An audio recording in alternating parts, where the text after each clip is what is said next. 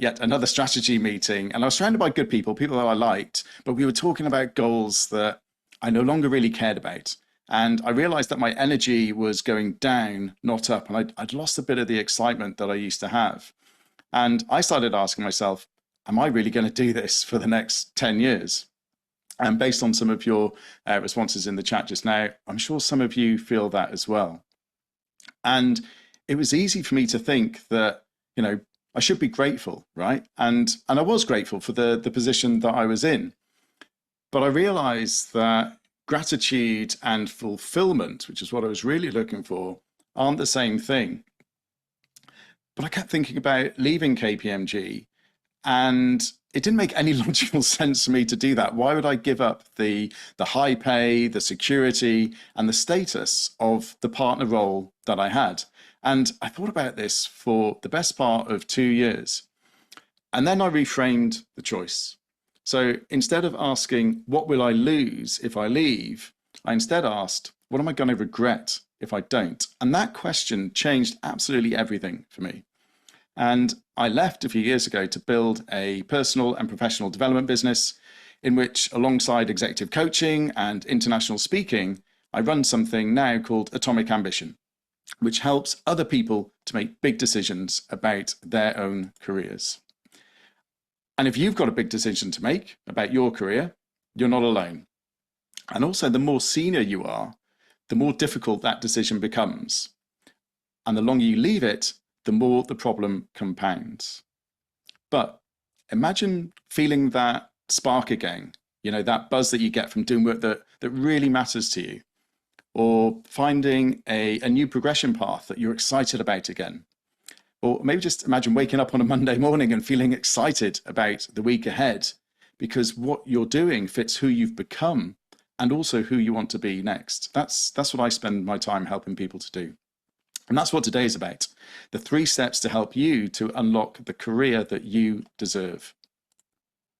So over the next half an hour or so, I'm going to guide you through the same 3-step process that I used right at the start of my Atomic Ambition Career Accelerator. It's called the Career Compass. We're going to do a fast, practical version together today that's going to give you the start of a framework to help you to unlock the career that you deserve. And you're going to do this live with me. And at the end, I'm going to leave you with a custom GPT that you can use in your own time to flesh this out in more detail. And we're going to pause 3 times during the session today for a few reflection exercises. So you're going to answer a very short question each time in a Typeform link. It's completely private, only you and I will see it. And you're going to get your answers emailed straight to you right after we finish. And then later on today, I'm going to send out a summary of the overall themes from all of your responses so that you can see how your reflections fit into the bigger picture of what everybody else is thinking about here today. So let's get started with step 1. So the first step is reconnecting with the character strengths that make you, you. So these are things like honesty and creativity, leadership, curiosity, kindness, bravery, teamwork, and hope. It's actually one of mine. And those character strengths will guide the kind of work that feels natural to you. But as your career evolves, it's really easy to lose sight of these. So before we do anything else today, I want to help bring some of these back to the surface for you. So what I'd like you to do is to scan the QR code with your phone. I'm just going to put the link in the chat as well, if people prefer to do that on their devices. So this will open up a form. This form is going to have a few questions in it. You just need to answer questions 1 and 2. Question 1 is your name and email address. That's the email address that you're going to get your responses emailed back to you at the end of the session. And then question 2 is the question that you'll see on the slide here. And I'll just make that a bit bigger for you. So what are your top 3 character strengths? Remember, no one else is going to see your response. It's just between you and me, and you're going to get your answers emailed to you straight after today's session. When you go into the form, once you put your name and email address in, you'll be given a list of 24 character strengths to choose from, and just choose the 3 that you think are most important for you. Just go with your gut. Choose the 3 that feel most like you. So I'm going to give you 60 seconds to do that, and I'll come back in a minute.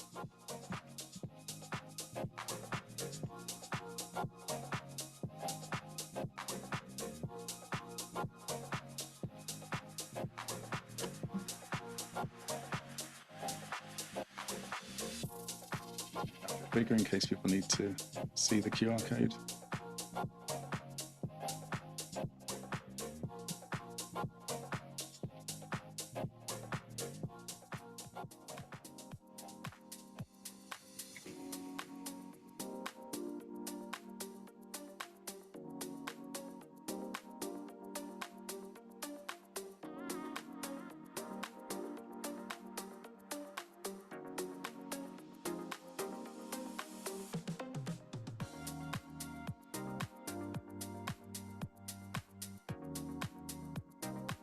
So remember, just do questions 1 and 2. Once you've selected your top 3 character strengths, it'll take you to a holding page. Don't answer the subsequent questions yet. Let's just answer questions 1 and 2.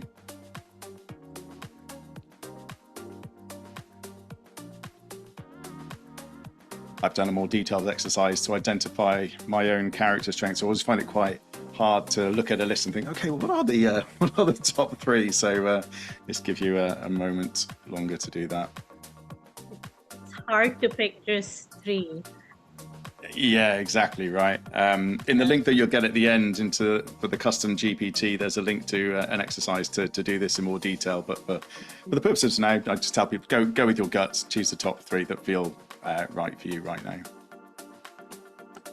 Okay, fantastic. So thank you for doing that. So you can close your phone, we'll come back to it, and it'll still be there where you left off.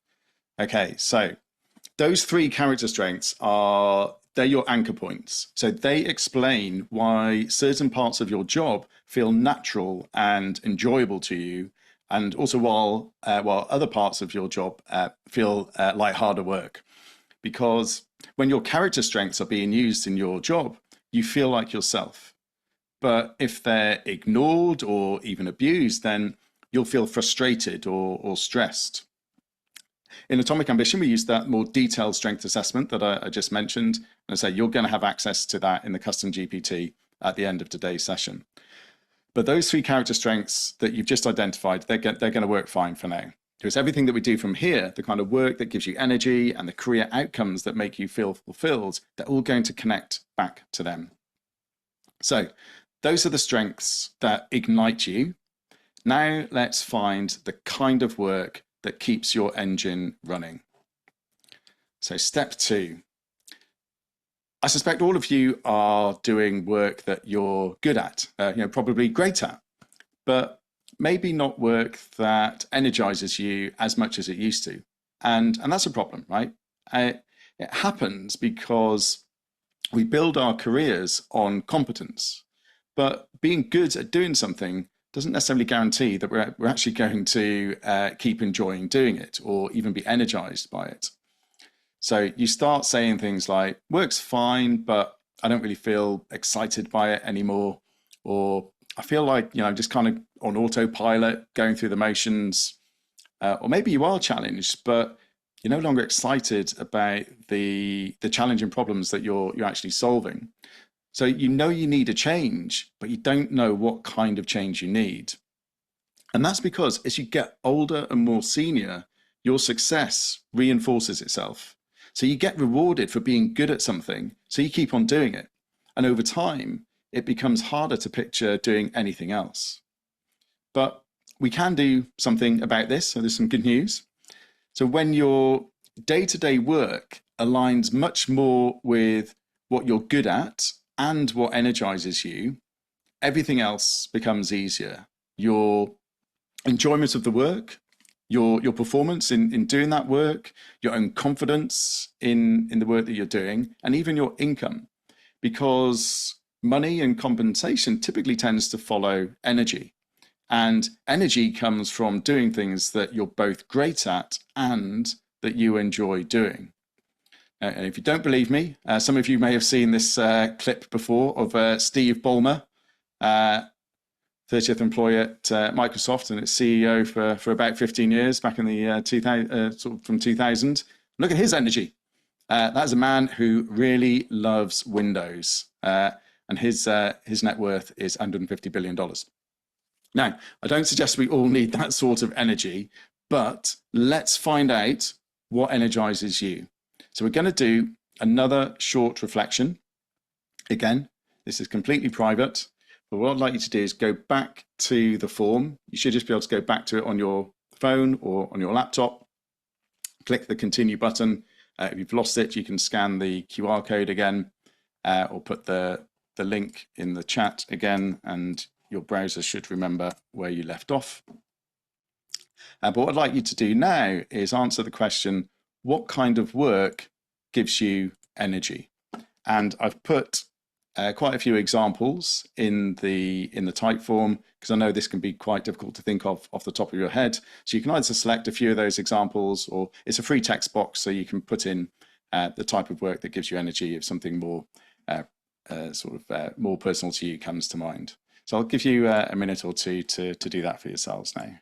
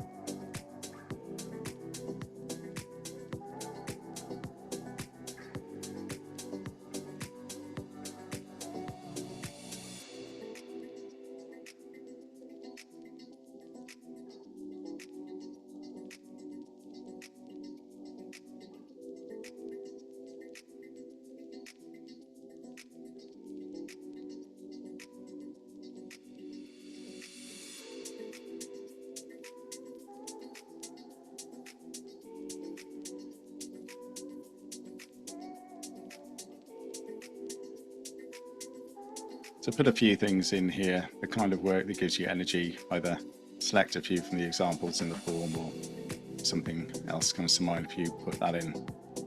Give you another 20 seconds or so. I always feel a little guilty asking people to do these things in a short space of time, because I find them so hard to do myself. But just go with your gut, go with what comes to mind first. What we're really trying to get to today is the start of the process, really to get you thinking about some of these ideas, and then you're going to be able to continue that afterwards. Okay, so let's take that back down. So what you've put into the form there around the type of work that gives you energy, that type of work is always going to feel right for you, no matter what your role is, or your title, or the company, because this is about the things that you're doing. And here's why this will be the case. And to take this a step further, the activities that you've just identified, thinking about those things that energize you, if you go back to your character strengths, so the things that you selected, the 3 strengths that you selected in the first question, the type of activities that give you energy will almost always connect back to your character strengths. So the strengths, the traits that make you, you.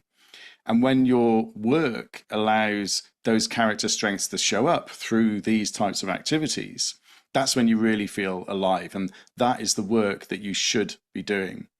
So ideally here, you want to use your character strengths as the basis to then identify the work that you're good at and the work that energizes you, because that's how you identify the type of work that's always going to be exciting for you. So you've got the sort of classic Venn diagram here, where you can see the overlap between our character strengths, the work that energizes you, and the work that you're good at. And it's that sweet spot where you get the overlap of all 3 of those. That's the work that you should be doing. So until you know what that work is for yourself, every role that you might do or career move that you're thinking about taking is going to be a bit of a gamble, because it might pay more, or it might look impressive, might be a good title, might be a good company, but it won't feel right when you're actually doing it unless you've got a high proportion of these sweet spot activities. So when you're clear on the work that you should do, it's like switching the light back on, and you can then start designing the next phase of your career around these activities. Just going to pause there for a moment and see if anybody is willing to share sort of any of their reflections that we've had so far. Obviously, your individual reflections in the form are yours, but just wanted to check whether anybody wanted to share any reflections or ask any questions at this stage before we go into the third step. Anything that's come up for any of you going through that process so far? I'd love to share, Mostyn. Yeah, sure. Thank you. Hi, everybody. I'm an outsider of Sidebar, but I'm loving this content, and I always believe in aligning with your strengths. I'm someone who 2 years ago switched careers after age 50, and I'm at the peak of my career, but I realize I want to do more and give back. And I'm at that sweet spot of like, can I quit and do my own thing? Or do I keep working for my children's, expensive colleges and schools? So that's where I'm at now. But I was in 25 years of oncology sales in a big pharma, two different ones, Amgen, Pfizer. I went over to Sandoz in a generic company, and I'm loving that I'm director of marketing. But there's all these new policies of back to work, remote workers, and someone just came in as my new boss when I was doing the job, and I like him. It's not his fault, but they won't promote remote workers. So I'm at the point where I'm like, okay, am I valued for all the things I'm doing? And we're about to launch a major drug for MS next week. I'm in charge of that. And my value has just diminished, I feel. So I'm trying to take myself out of that and say, you know what, enough's enough. What can I do next? And I reached out to Mostyn because I loved his content on LinkedIn. I didn't know him. And we just connected, and I'm probably going to use your services, Mostyn, but I really need the guidance on, what do I want to do when I grow up at this age? And I have more to give. So Yeah, I thanks. appreciate you allowing me to share. Thank you. Thank you for sharing that, Janaz. I think it's a really common situation that you want to do something else, but you're not entirely sure what that is, but you do know that you want to get more enjoyment, fulfillment, joy, happiness, whatever it is from this next phase of your career. And it sounds like your particular situation, to a certain extent, you may be being forced into making a decision perhaps more quickly than you might have liked. Right. But you want to make sure that that decision is the right decision for you. And hopefully going through this process where you're aligning the work that energizes you, the work that you're good at, linking it back to these character strengths, that's then based in real fundamentals for yourself. So you can go forward with confidence once you've identified those sort of tasks and activities, the actual content of your work, with a lot of confidence that if you find a role that gives you those, then you can have quite a lot of confidence that that is going to be not only a role that you're going to be good at, but you're actually going to thrive in, and it's going to be an environment for you to be successful in. So, yeah, thank you for sharing that. My pleasure. Anybody else got anything that they'd like to share at this stage?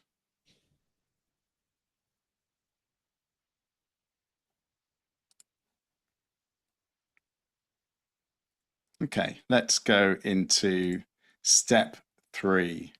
So what we've just done very quickly, appreciate this is very quick, this is very rough, is try to get you to identify the content of your job, your role, your career that is going to work for you. So we tie it back to your fundamentals of who you are, your character strengths, because all of the things that you enjoy doing that energize you will be tied back to those fundamentals.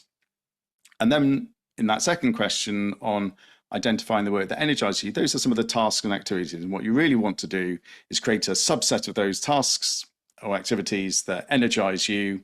There'll be a smaller subset of those that you're actually good at. So ideally you want to do things that energize you and that you're good at. And what you'll see then, you'll have a list of those things.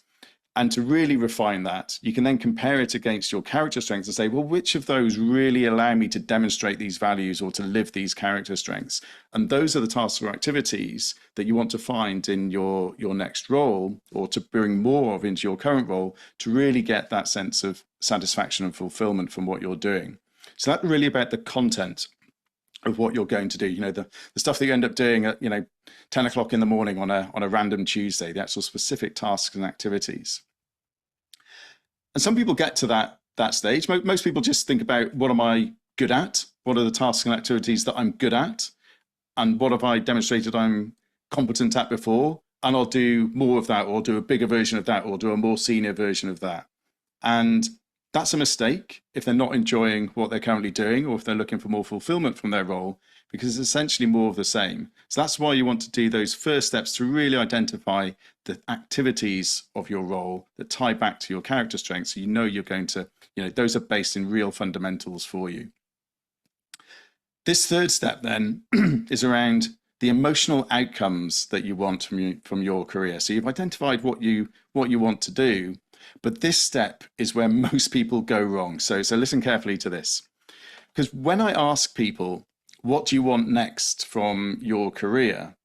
And you don't need to answer this, but if you think about that question for yourself, what's the next move for you?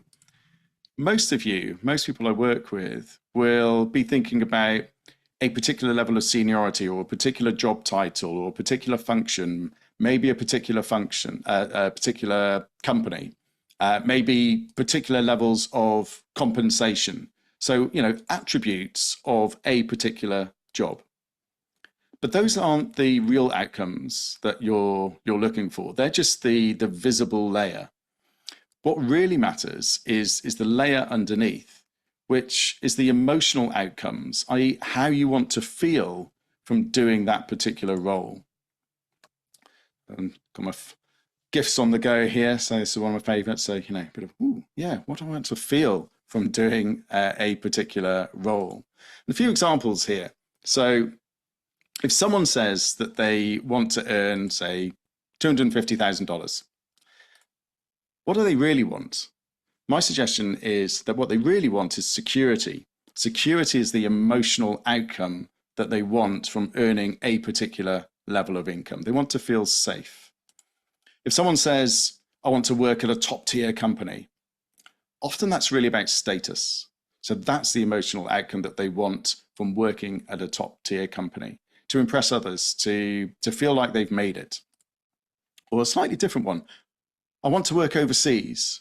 That's not always about wanting to work in any particular location. Sometimes it's about reinvention. So reinvention is the emotional outcome that people often want if they want to work overseas. So it's a bit of a chance to reset the narrative, to become someone new, away from who they've been. And when you focus only on the external markers of success, so the next title, the bigger company, bigger paycheck, it's easy to lose sight of the emotional outcomes that will actually make you happy. So for me, when I was thinking about leaving KPMG, I had a lot of options, particularly for senior leadership roles in financial services companies. So most of my clients were financial services companies. But when I went through this exercise for myself, I realized that what I really wanted were three main emotional outcomes. And for me, they were autonomy, purpose, and recognition. So autonomy to choose what I worked on, where I worked, and who I worked with. For purpose, I was feeling like I was making a real positive difference in people's lives. And for recognition, that was, there was an element of gratitude in that for me. So I wanted people to be grateful and recognizing the work that I was doing with them and for them. But there was also an element of financial recognition there too. So those are the things that I really wanted my career to give to me. And most people miss this step about identifying the emotional outcomes that they want, because they're too focused on those other external markers of success, because those are, it's the next logical step. And that's what we normally think about when we think about those external markers of success. But when you know these emotional outcomes, you're not going to be guessing at whether a particular role is going to be fulfilling for you anymore, because you're specifically designing your career or choosing a role to give you more of those feelings, those emotional outcomes. So let's uncover what matters most to you. So this is final reflection for you. You go back into the Typeform, you can scan the QR code again, or use the link in the chat. This is the final question. And once you hit the submit button on this question, that will trigger the automated email to you with a copy of your individual responses to the email address that you put in at the start. And I've got 24 for you to select from here. So multiple choice, select 3 of them. Again, go with your gut, and I'll give you a minute to do this one.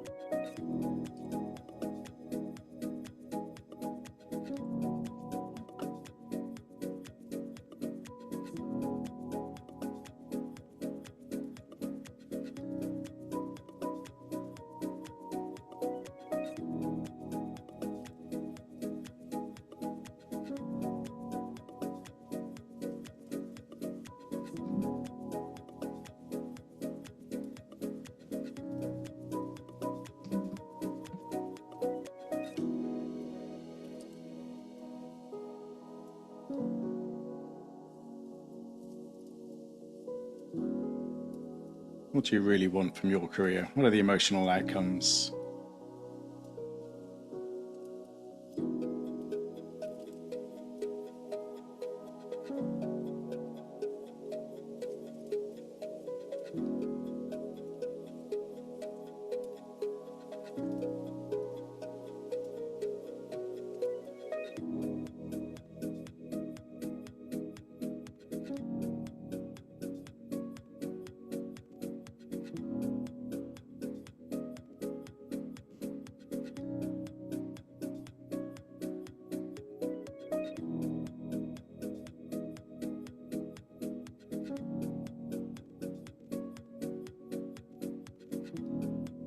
Okay, looks like most of you are all done with that. So that's the final question here. So once you hit the submit button, that will trigger the automated email to yourself that will have your record of your individual responses.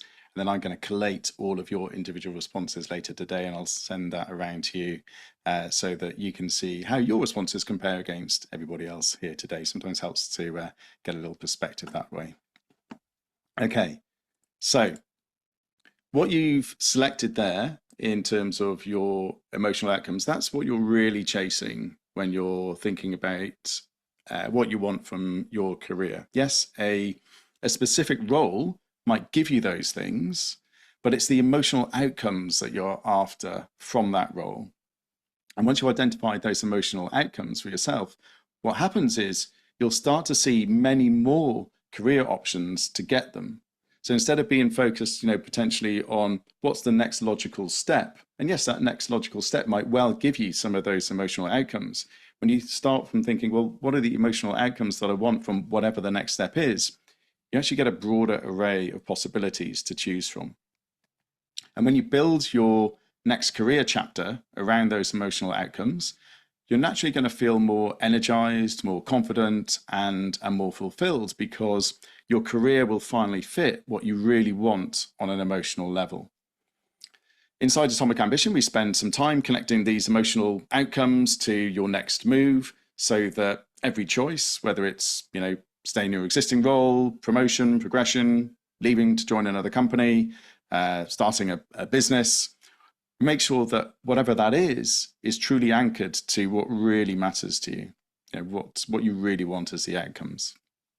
Okay, so you've done the 3 steps: your character strengths, the work that energizes you, and the emotional outcomes you want from your career. And don't worry, I know this is a bit rough at the moment, sort of first thoughts. That's absolutely fine. The final step is to bring all of these thoughts together into your career compass. So your career compass puts together all of these 3 steps that you've been through. So who you are from your character strengths, the kind of work that makes you feel alive from the second question around the work that energizes you, and what you've just thought about in terms of the emotional outcomes that you want from your career. How do you want your career to make you feel?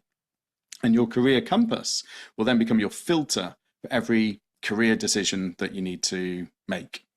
And here's a short version of mine. I'll just read this out as a bit of an example. So I'm someone who values honesty, hope, and understanding people. Those are my top 3 character strengths.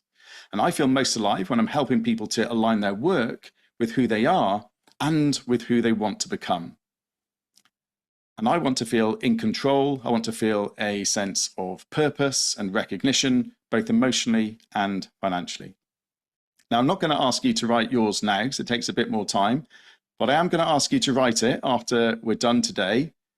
But to make it easy for you, I've built the custom GPT that I refer to that's going to guide you through step by step. And it's a light version of one that we use in Atomic Ambition. This version will take you about 10 to 15 minutes to go through. And you can use your responses that you've put into the form that you'll receive in the email as your starting point. And the link to the custom GPT will be in that email as well. So the email that you'll get immediately after today's session. Okay, so those are the 3 steps to unlock the career you deserve. And really what I wanted to get you doing there was starting to think about these things, and then you can then have a play around with the custom GPT tool to really flesh this out for you. So you've made a great start today. Thanks for your involvement. And hopefully that started you to get a bit clearer on what's really driving you, a bit of a framework for how to think about things. But there's a risk that this is what happens next for you. You leave a session like this feeling clearer, more hopeful, and then life takes over. Emails, team calls, meetings, and within a few weeks, you're back to wondering what to do. So how do you build on today and keep your momentum going? So first thing is to use the custom GPT to create your career compass. And the second is to consider joining me in Atomic Ambition. So Atomic Ambition will get you to make the big career decision that you've been putting off, and it will give you a roadmap to make it a reality for you. And I'm just going to put the link in the chat there so you can see what that is.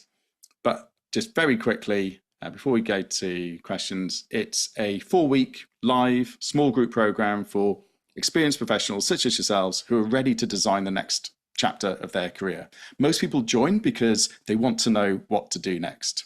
Now, it's a bit of a luxury, but people consistently tell me that it's the most valuable process they've ever done for their career. So it's a 4-week investment, but think of it as a 4-week investment in the next 5 to 10 years of your career. So we start on Thursday next week, October the 16th. We've got weekly modules on Thursdays. We have some clinics on Mondays to get more personalized support from me. There's a workbook that you'll go through.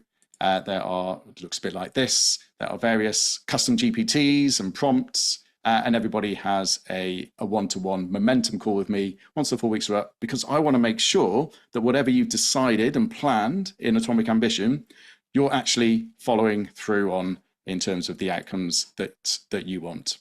And the most important outcome is this one I've got in yellow at the bottom, which is all about the happiness and fulfillment that you'll get from your career once you go through this process. And people like Katie and Merv, who have been through the program, they said that they gained more clarity in 4 weeks of Atomic Ambition than in years of trying to figure it out alone. So the next cohort starts on Thursday. And just before I hand back to Sue, I just want to say thank you, right? You've taken time out of your day to pause, to think about you, not your team, not your clients, not the next deadline. And in doing that, you've already done something that most people never do. You started to design your next career chapter on purpose. So whatever you do, I wish you the very best of luck for your next steps. Hopefully you get a feeling a bit like this. And yeah, thanks again, everyone. It's been a real pleasure spending this time with you. I'm around for as long as you want for questions. But I'll hand back to Sue for the moment. Thank you, Mostyn. That was fantastic. You had us all hooked, and we were taking that questionnaire pretty seriously. I'd love to open up the room for questions. Please raise your hand and we'll call out for you just so everybody gets an opportunity. All right, George, I see. Was that? Oh, that was a reaction. All right, thanks. All right. Thanks, George. I did see a question from Tanaz about what's the timing of the course. Mostyn, you got that. Okay. Yeah, so the sessions are, so you have a module session on Thursday where I introduce a topic and get you to do some work in the module session. That's 4 till 5 UK time. So I think that's probably 11 a.m. Eastern, 8 a.m. Yes, Pacific. thank you. Thank Yeah. you. I wouldn't And be able then to join that one, but maybe if it was recorded, the first one, I could listen to a playback and then join the following yeah, week. all the sessions are recorded and you get access to them for a Awesome. year. And then same on the Monday for the clinics. The clinics are drop-in sessions for people to come for personalized support from me. They're the same time, 4 till 5 UK time on the Monday. They're designed to be kind of in between each of the module sessions. So when you're thinking about stuff from the Thursday, you can then come on the Monday and say, okay, I thought about this, or I'm stuck with this, or can you give me some advice on this before we then go into the next module on the Thursday following. Thank you. Guys, before you drop off, or if you have questions, we'll keep it going. I would love to share a link to the survey. Please consider taking the survey before you exit the call.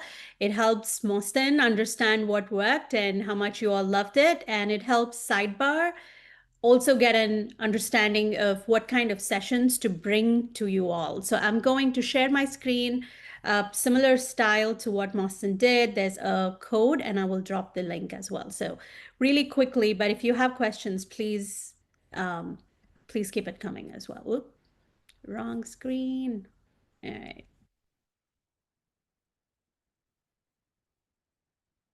There we go. Yeah, if you've got any question on the process that I've just been through, any advice that you might like on your specific situation, happy to answer anything here.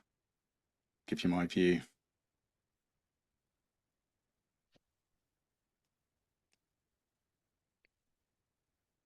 Let me know if you can scan and do it right now, or you want to scan and do it before we leave the meeting. That would be great. Mostyn, I have a question for you. One of the things that happened now personally to me was, depending on the mindset that you are in while you're taking the quiz, you could answer differently. So, what do you recommend that people do before they sit down to do this work? So they're fully present and the answers are more authentic. Yeah, it's a great question, Sue. So I think before doing any sort of assessment like this, you want to make sure that you're in the right frame of mind. So, for example, in the work that I do with my one-to-one coaching clients, everybody does a Hogan assessment. So some of you may know Hogan assessment is one of the world's most popular psychometrics tools. And I always say when, somebody's about to do that, don't do it last thing at night when you're tired. Don't do it when you're stressed or annoyed about something. You want to do this thing when you're in a good frame of mind and you're not rushed, right? So you have time to think about that. So I know we've gone through some of the questions today quite quickly. The reason I provide the custom GPT is that enables you to build on your initial thoughts from today and do that in a time which is less pressured, more relaxed, and will enable you to think about it more fully. And what you'll find is you'll come up with a really good version of your own career compass when you go through that process, because you spend a bit more time thinking about it. But also, I've designed the custom GPT to just really help you and give you some suggestions and some input to make it easy for you, because I think that's what we want. A lot of us, we want the answers. It's actually quite hard to get to some of this stuff on your own. So, with the help of a custom GPT or with the help of a program like Atomic Ambition, those are the things that can help. But yeah, good question. Make sure you're in the right frame of mind to answer the questions. Otherwise, it might be a bit skewed. Any other questions? We'd love to hear from people. What were your responses to some of those questions? I mean, if it's not too private, anything you want to share with Mostyn to get his point of view on this call?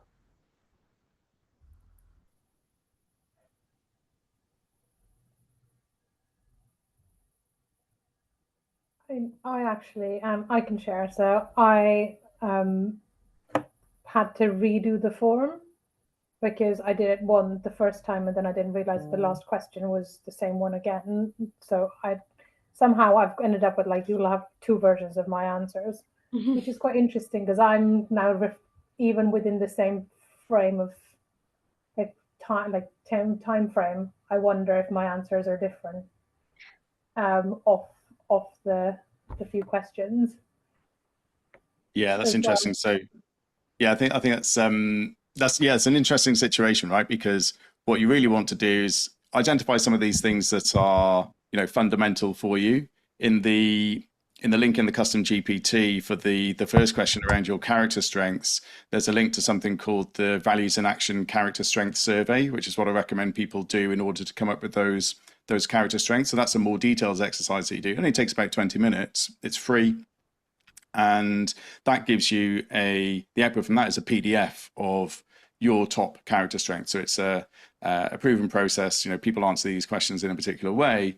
These are likely to be their top character strengths. And then what you can do is you can attach that back into the next step of the custom GPT with, you know, a lot more confidence that those are likely to be your top character strengths rather than the three that you just come up with, you know, sort of on the spur of the moment. So yeah, it'd be interesting to see, Topeka, if you do the VIA character strengths assessment, how that compares to what you initially thought going through the first question, and that's a useful exercise for everybody to do.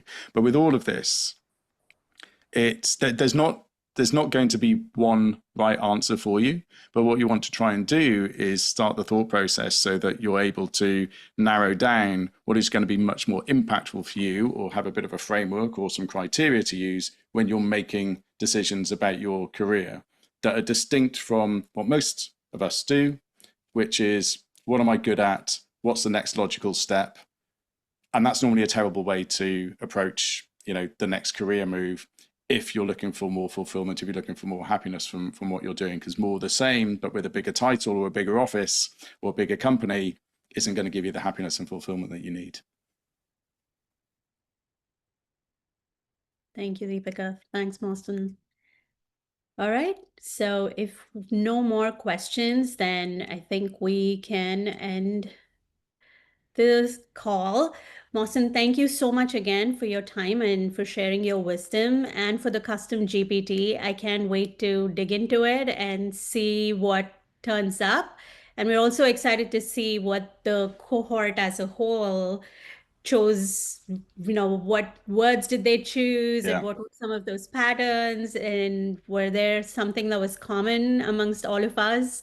Or I'd love to see that as well. So thank you so much for your time, and good luck for the next cohort. And thank you for choosing Sidebar as a platform to come and speak to our members and the larger audience. Thank you so much. Yep. Thank you, Thanks for everybody. having me today.